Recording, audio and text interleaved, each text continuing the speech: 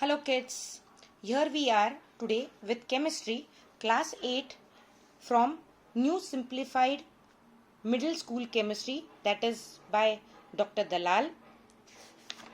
We'll start with the first lesson today. Read with me, matter. Now as you all know, matter is the basic chapter for chemistry, physics as well as biology, where in biology we consider cell to be the basic structure, while in chemistry we go ahead with molecules, atoms and ions. Got it? So let's start reading. Introduction. What is matter? Matter is defined as anything that occupies space, has mass, can be perceived by the senses. Example, living and non-living matter. What is the composition of matter? Matter is any state composed of small particles, atoms, molecules, ions. Atoms, an atom is the smallest particle of an element which can take part in a chemical reaction. It is the basic unit of matter. For example, oxygen, hydrogen, chlorine. Here we are talking about a single atom. Molecule.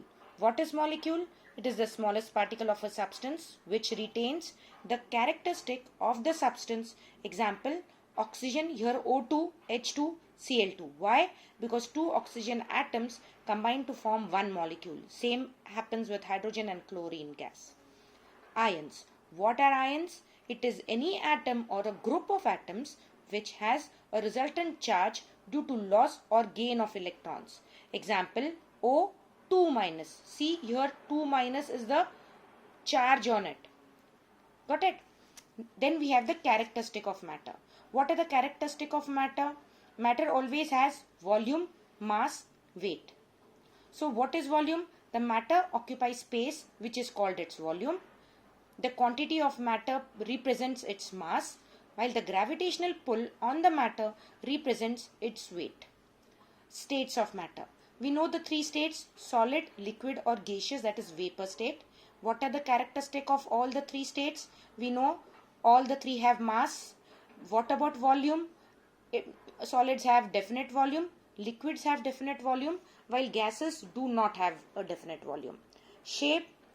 Solids have a definite shape, while liquids and gases with together are called as fluids. Fluids do not have a definite shape. Then we have density. Solids always have a high density, liquids less, gases least. Free surfaces. Solids always have n number, infinite free surfaces. Liquids have one, gases have no free surfaces. Compressibility. Solids, as you know, cannot be compressed. Liquids can be slightly, gases can be highly compressed. Diffusion or diffusibility. Solids cannot diffuse. Liquids can diffuse but very slightly, while gases diffuse very easily. This comes to the next kinetic molecular theory of matter. So who postulate the main postulates which were given for the basis of kinetic theory was the interparticle space and the interparticle attraction and the energy possessed by the particles. So you all know what is interparticle space. The space between the molecules is called as the intermolecular space. The force of attraction between them is the interparticle or intermolecular force of attraction, and because of the motion, continuous motion, the energy that they have, that is the kinetic energy which these particles possess. So interparticle space, the particles are arranged in a way such that they have spaces between them, that is the interparticle space. All particles attract each other with a force which is maximum if the particles are close to each other and minimum if they are far away from each other. Energy possessed. Particles are in continuous motion and hence possess energy called as kinetic energy. Application of heat increases the kinetic energy of particles. Always asked question. Next we have kinetic theory of matter, which can be explained in case of solids, liquids and gases. Solids, the interparticle space is minimum. You can see they are very closely packed. The interparticle attraction is maximum because they are very close to each other. The energy possessed, because they cannot move, so their kinetic energy level will be always least. What about liquids? The intermolecular space is slightly more than solids, the interparticle attraction will be slightly more than less than solids. Why? Because they are slightly far away. So the kinetic energy will be more than that of solids. So kinetic energy is large. What about gases? What about gases? Here the interparticle space is maximum, very large. So the attraction between the molecules or the particles is negligible. So what about the kinetic energy? Because the particles are far away and can randomly move here and there, the motion is more, and that is why the kinetic energy will be the largest over here. So this finishes the kinetic molecular theory. Then we have change of state of matter. This is also called as interconversion. We all know the three states can be interconverted into each other by changes in temperature and pressure. So water is the state which can be present in all the three states, that is ice, which is solid, water, which is liquid, while steam, which is gaseous form. So we can convert them by the following processes. The solid can be converted to liquid by solidification or freezing.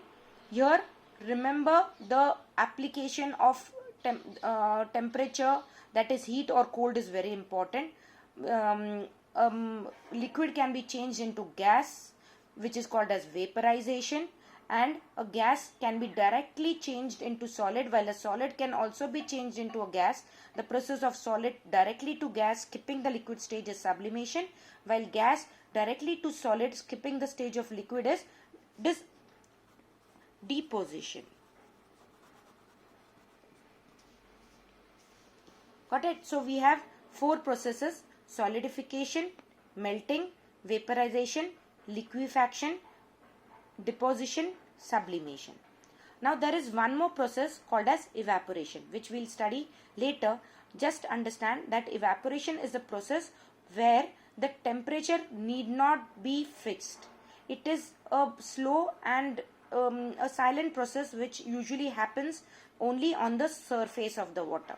So that is why it is not included over here. So what are the terms included here? Melting, vaporization, liquefaction, solidification, sublimation. You can also add deposition. So these are the 6 processes. Now what about the role of kinetic energy over here? Now we all have studied in physics, energy can be kinetic or potential energy. So when on heating solids, temperature rises. So here in the process of melting or fusion, the particles gain energy. Heat energy supplied to the solid in the form of heat that we supply them, the fire that we supply them, it is stored as potential energy. What happens to the interparticle space? It increases. The stored potential energy increases the space, that is the interparticle space increases because of the stored potential energy.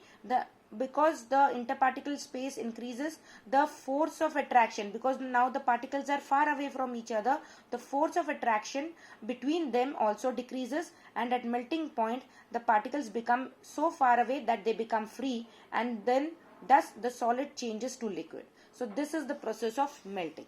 The same way you have to understand vaporization. Melting and vaporization is the similar ones. Why? Because here we apply heat on them, which due to which particles gain energy, so they have excess of potential energy inside them. Their interparticle space increases, their interparticle attraction decreases. At boiling point the particles become free, and finally liquid changes to gas. Exactly opposite happens in the next 2 processes, that is liquefaction or condensation and solidification or freezing.